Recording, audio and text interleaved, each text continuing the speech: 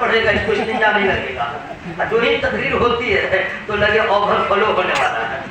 جاؤ تم لوگ کو کیا ہو گیا ہے، مسالہ کمزور ہو گیا ہے کہ شوگر ہو گیا ہے. اللہ تعالیٰ سب کو شفا عطا فرمائے. ذرا رنگ میں ہے تو پورا مجمع ہوا میں ہاتھوں کو لہرا کے بولیے یا حسن یا حسین. ایک نعرہ کبھی مت لگائیے گا یا حسین یا حسین، نہیں نہیں، یہ نعرہ نہیں. یہ نعرہ تو فقط شیعہ لگاتا ہے. ہم لوگ تو اہل سنت والجماعت ہے. ہم لوگ کا نعرہ ہوگا یا حسن یا حسین.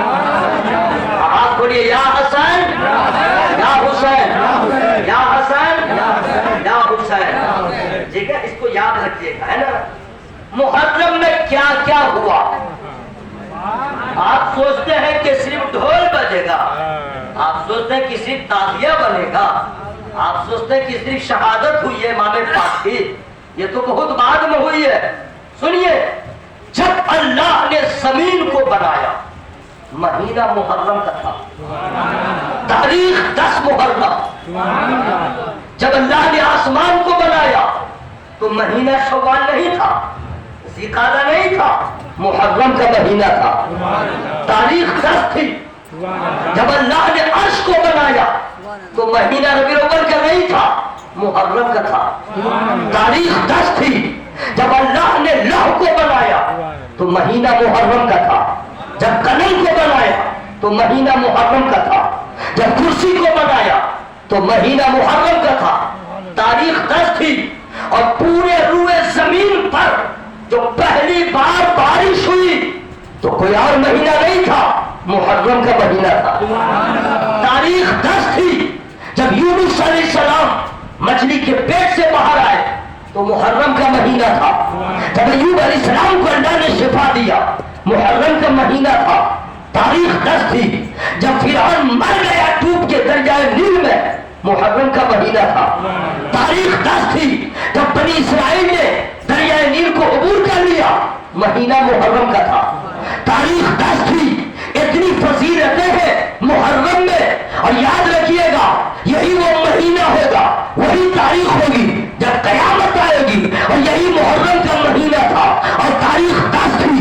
وادی نینوا تھا، زمین کربلا تھی، جہاں پہ لوگوں نے دھوکے سے بلایا تھا، حدود لکھ لکھ کے بلایا تھا. اور امام پاک نے صرف اللہ کے خوف سے، اللہ کی محبت میں، صرف اتمام حجت کے لیے آپ تشریف لائے تھے. جب کوفہ کے لوگوں نے کہا تھا میری راہبری کو آ جائیے، میری رہنمائی کے لیے آ جائیے، یزید کو میں نہیں مانوں گا، یزید کی بیعت قبول نہ کروں گا. میرے امام نے صرف اس لیے اپنے قدم کو آگے بڑھایا کہ اگر میں نہ گیا اور یزید اس کا راہبر بن گیا، یہ گمراہ ہو گیا، تو یہ حشر میں کہہ دے گا میں نے تو نبی کے نواسے کو بلایا تھا، میں نے تو تاجدار، میں نے تو فاطمہ کے لال کو بلایا تھا، وہ آ جاتے ہم بچ گئے ہوتے، وہ نہیں آئے ہم برباد ہو گئے. اور نبی کے نواسے کا کارنامہ، نبی کے گھر والوں کا کارنامہ ہمیشہ سے یہی رہا کہ جہاں جہاں دیکھیے گا اسلام ہے وہاں نبی کے گھر والے ہیں. اسلام کے جو احسان ہے سب سے زیادہ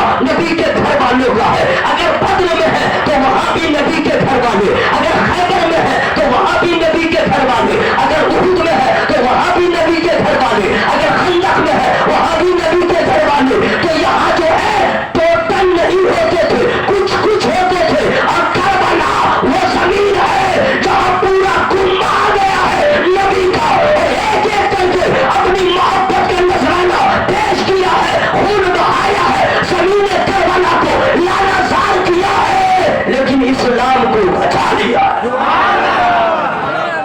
یہی محرم کی کا مہینہ اب 10ویں تاریخ تھی. رات بہت عظمت والی تاریخ ہے، اور اس مہینے کا کیا پوچھنا، میں نے بتا دیا. اب میں اس عنوان پہ آ رہا لیکن فری میں نہیں آؤں گا. آپ کیا سوچ رہے ہیں میں پیسہ آپ سے مانگ رہا ہوں کیا؟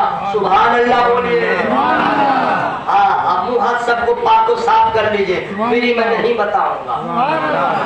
قُلْ لَا أَسْأَلُكُمْ عَلَيْهِ أَجْرًا إِلَّا الْمَوَدَّةَ فِي الْقُرْبَى. جو قرآن شریف کی آیت کریمہ ہے، اس کا اردو میں معنی ہے ٹھیک ہے, ابھی تو ہم لوگ عربی جانتے نہیں ہیں, اس کا معنی کیا ہے میں فری میں نہیں بتاؤں گا. سبحان اللہ. پیچھے والے بھائی کیا سمجھ رہے ہیں, فری میں نہیں بتاؤں گا. بتا دیجیے. اس آیت کریمہ کا معنی سننے سے پہلے اس کا شان نزول سمجھ. یہ آیت کریمہ نازل کب ہوئی؟ ہوا یہ کہ جب نبی ہجرت کر کے مدینہ شریف آئے تو نبی کے ذمے مصارف زیادہ تھے, اخراجات. تو وہاں جتنے انصار تھے جنہوں نے نبی کا کلمہ پڑھ لیا تھا, ان لوگوں نے غور و فکر کیا کہ حضور کے مصارف زیادہ ہیں, اخراجات زیادہ ہیں, اور نبی کا احسان ہم لوگوں پہ بہت زیادہ ہے. نبی اگر نہ آئے ہوتے ہم آج بھی بتوں کو پوچھتے, آج بھی کنکر پتھر کو پوچھتے. نبی کا بڑا احسان ہے مسلمان بنایا, نبی کا بڑا احسان ہے ایمان والا بنایا, نبی کا بڑا احسان ہے اللہ کی معرفت عطا کر دیا. اس کا تو کوئی بدلہ نہیں ہو سکتا. ایسا کریں کہ ہم لوگ کچھ رقوم, دینار, درہم نبی کی بارگاہ میں ہم لوگ پیش کریں, کیونکہ سرکار کے اخراجات زیادہ ہیں.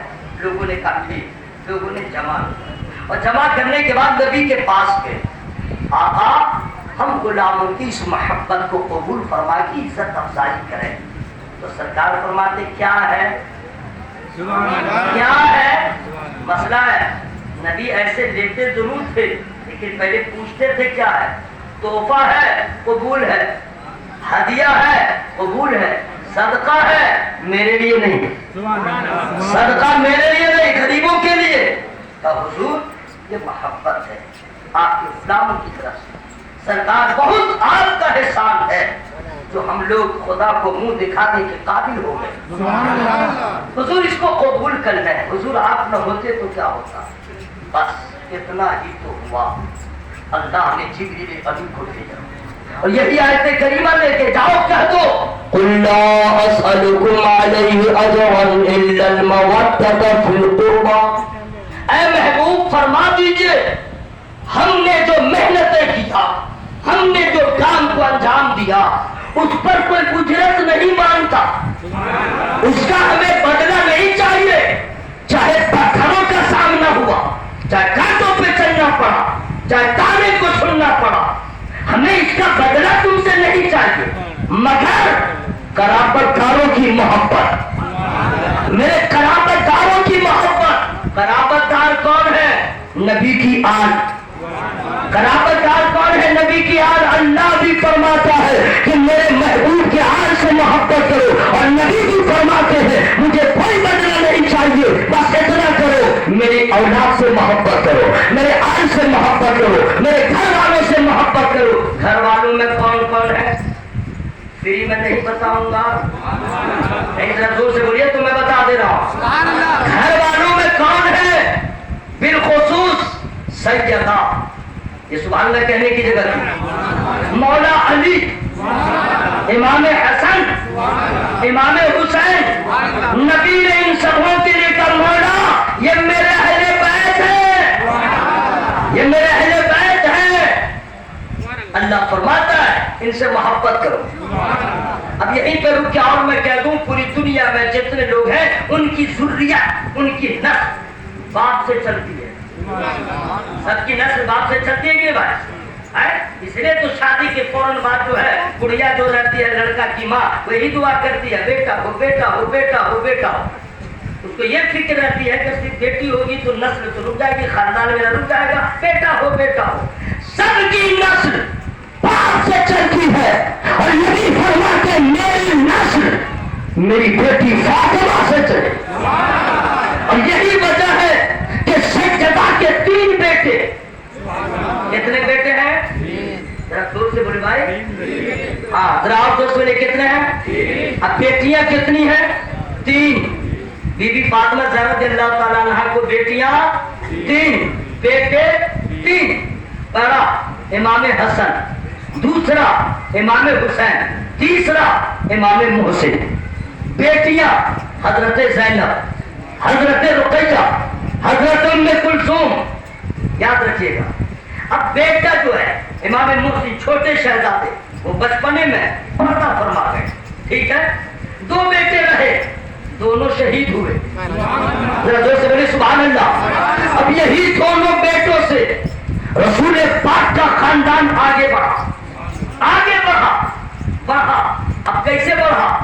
एक वक्त आया, पहले शहजादे को जहर देकर शहीद किया गया, दूसरे शहजादे को लड़ाई बहुत हाई लेवल की है, बनु हाशिम बनु उमैया की जंग, और उसका जो मामला हुआ वो करबला में यजीद बनु उमैया से था। यजीद का जानते हैं क्या था? उसकी फितरत क्या थी? लेता था, बेनमाजी था, गुनहगार था, सुन्नत नबविया को बदलने वाला था, हर वो पाक करने वाला था। ये वही जालिम है जिसने अपने दौरे हुकूमत में गधों को मस्जिद नबी में बांधा, 3 दिन तक मस्जिद नबी में अजान रही। ये वही है जिसने काबा शरीफ में आगजनी किया। ये कोई ऐसा जुर्म नहीं है जिसका इंतकाब न किया। ये यजीद के बारे में बता रहा हूं। ये चाहता था कि नबी के खानदान का सिलसिला खत्म हो जाए, एक भी चिराग रोशन न हो। और यही वजह है कि खानदान रसूल के एक एक शहजादे को, चाहे मौला अली के शहजादे हो, इमाम हसन के शहजादे हो, या हजरत ज़ैनब के शहजादे हो, या खुद इमाम पाक के शहजादे हो, ये सबको एक एक करके सबों को शहीद किया। लेकिन याद रखिएगा, जिसे खुदा रखे उसे कौन चखे। एक इमाम ज़ैनब थी, बीमार हो गए, छोटे छोटे शहजादे भी थे। ये चाह रहा था और कह रहा था मैंने इमाम पाक को कत्ल कर दिया, हम जीत गए, हम फतेहयाब हो गए, अब यहां से सारा मामला खत्म हुआ। जरा से यही रुकिएगा, उसको गुरूर कैसे टूट रहा है। जब सरे हुसैन को दमिश्क ले जाया गया, यजीद के पास रखा, सामने मेज पर, उसने जो बदतमीजी किया, वही पे सहाबी रसूल थे। कहा कि सुनो, छड़ी हटा लो, तुम नहीं जानते हो जिस भाई हुसैन पे तुम छड़ी रख रहे हो, मैंने देखा है नबी ने इस होंठों को चूम लिया। जोर से मत बोलिएगा वरना पिंडाल फट जाएगा। किसी का डर है क्या? हुसैनी को क्या डर होगा? हुसैनी को क्या डर होगा? बस समझ लीजिए हम लोग बारगाहे हुसैन आजम में मौजूद हैं। जानते हैं यजीद के हवारी, उसके मानने वालों ने इमाम ज़ैनुद्दीन रज़ियल्लाहु ताला जब हाथ में हथकड़ियां थी, पांव में बेड़ियां, अल्लाह, हजरत ज़ैनब के चादर को जालिमों ने छीन लिया। और मुल्क के दरबार शाम में एक कहने वाला कहता है इमाम ज़ैनुद्दीन से, देखो देखो देखो, तुम्हारा सब कुछ खत्म हो गया, यजीद की चल रही है, यजीद की चलती रहे, देखो तुम्हारा सब खत्म हो गया, अब कोई तुम्हारा नाम लेने वाला न